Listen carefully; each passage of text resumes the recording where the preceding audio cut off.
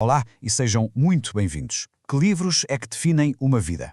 Esta é daquelas perguntas essenciais e, para a explorar, vamos mergulhar no pensamento do professor João Lobo Antunes. A forma como ele olhava para os livros pode, quem sabe, mudar a maneira como olhamos para a nossa própria estante. Vamos a isso? Parece uma pergunta simples, não é? Mas a verdade é que a resposta pode ser incrivelmente complicada.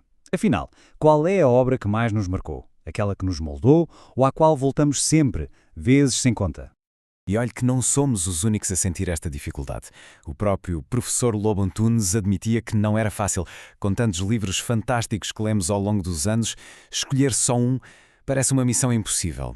Mas ele dá-nos uma pista, uma forma fascinante de organizar este universo. Em vez de se focar num único livro, Lobo Antunes propõe algo diferente. Pensar numa espécie de biblioteca pessoal. Mas uma biblioteca organizada não por autor ou por género, nada disso, mas sim pelo tipo de relação que nós criamos com as obras.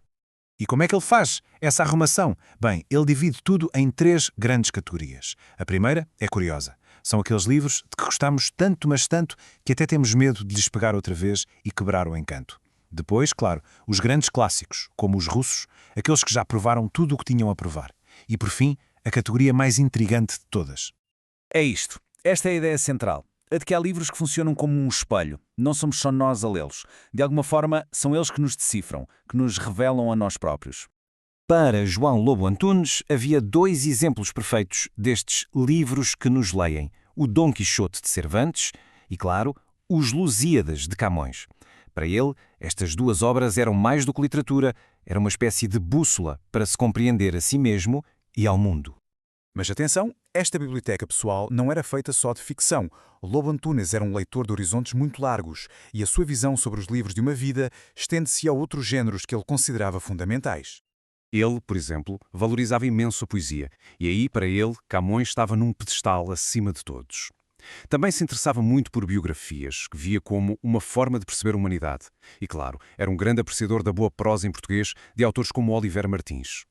Mas, mesmo com esta imensa diversidade, com tantos livros importantes, haveria um que se destacava? Uma obra que, apesar de todas as outras, fosse aquela a que ele sentia mesmo necessidade de voltar. Pois havia. Este era o livro que ele considerava ser verdadeiramente o da sua vida. Aquele onde, por mais vezes que o lesse, encontrava sempre qualquer coisa de novo, uma nova camada de significado.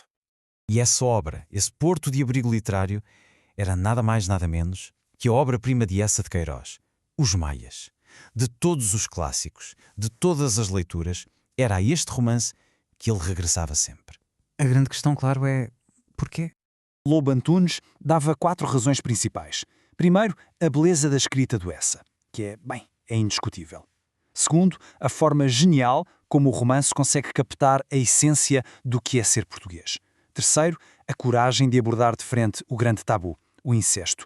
E por último, algo que pode surpreender. O final, que ele via não como trágico, mas como otimista. Um final que, nas palavras dele, acaba a sorrir. Esta visão sobre a alma portuguesa é talvez das coisas mais perspicazes. Antunes sublinhava como essa apanhou na perfeição a nossa dualidade.